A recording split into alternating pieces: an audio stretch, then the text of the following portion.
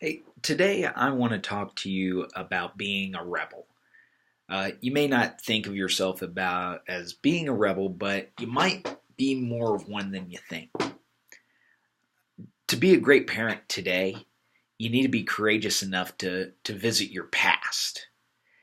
How did your parents raise you during your teenage years? What was your experience like? What did your parents teach you? What values did they pass down to you? It's so important to think back on that time, even if it's a little painful for you. Because the pain can have a purpose, it can show you where you need to rebel. Your parents were not perfect. Just like you're not a perfect parent. So there has to be some areas where you can give your teenager a better experience than what you got. So that's something that you can rebel against from your past. A great exercise for you to do after you watch this video is to grab a piece of paper and to make a list of some of the different ways that you want to rebel from the way that you were raised. In this case, rebellion is a very good thing. It can be one of the greatest gifts that you give your teen ever. The second part of this exercise is to do the repeat. And now, I'm not trying to beat up on your parents. Hopefully, your parents, they did a wonderful job and they did a lot of things right.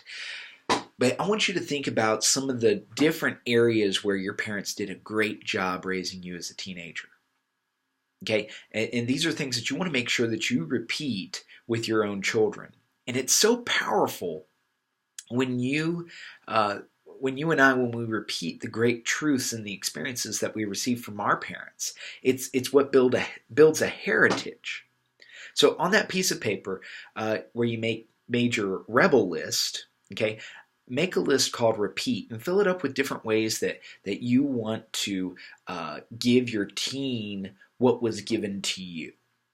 In 1 Corinthians 11:1, it says, "Follow my example as I follow the example of Christ." And I love that passage because it says, I'm not afraid to take responsibility and set a path for you as my teenager to follow. Okay? Like, as a parent, you're going to make a path for your teenager to follow. One of the best ways to ensure that path that you're carving out leads to Christ is to look at the path that your parents have marked out for you. And this will allow you to determine what you should rebel against and what you should repeat. And I'm really proud of you today for taking the time to consider how important it is to lead your teenager on a path towards Christ. And then eventually what's going to happen is that you're going to set them up to do the same thing with their children in the future. Thanks.